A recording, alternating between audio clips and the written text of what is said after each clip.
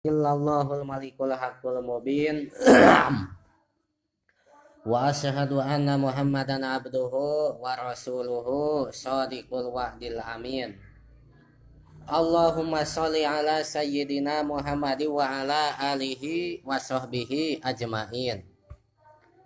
Amma ba'du faqad qala Allah ta'ala fil Qur'anil Karim wa huwa asdaqul qailin wa biqaulihi yahtadil muhtadun. A'udzu billahi minasy syaithanir rajim. Bismillahirrahmanirrahim. Walaqad kuntum tamannawnal mauta min qabli an talqawhu faqad ra'aitumuhu wa antum tanzurun.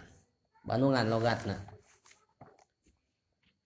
Walaqad kuntum jeung yakin nyata bukti aranjeun kabeh tamannauna eta ngarep-ngarep aranjeun kabeh pihi eta tetep dina lapad tamannauna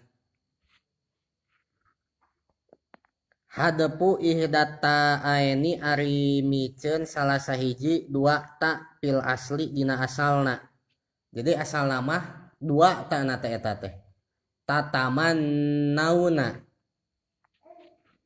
asal nama dua tapi ilmu dore eta teh fi'il mudhari netepan kana wajan tatapa alu yatapa alu diganti kuta harap mudhari na jadi tatapa alu mun pakumpul dua ta cek dina sorof dina wajan tatapa dina wajan nu tatapa alu maka bisa dipikeun salah sahijina. Jadi inti nama asal nama tatamannauna. Bisi etanya bisa apa? Terus al mauta ngarep-ngarep kana maut. Mi qabli antal kau tina samemehieun patepung aranjeun kabeh hu kana maut. Hai sukul tum sakira-kira ngucap aranjeun kabeh laitalana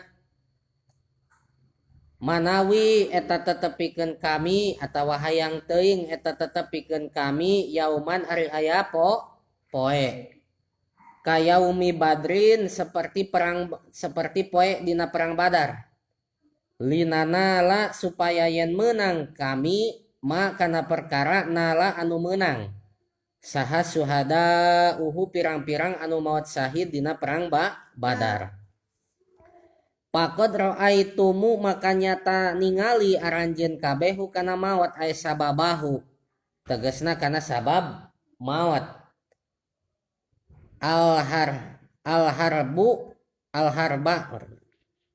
aya wahwaan dina sapalimanya wahwa jari itu sababuhu sabab maot al-harbu eta perang wa antum bari ari aranjeun kabeh tangduruna eta ningali aranjeun kabeh ay busoro tegasna anu naringali kabeh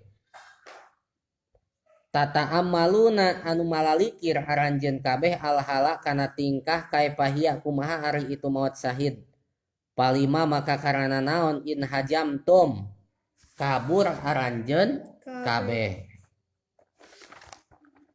Penjelasan surat Ali Imran ayat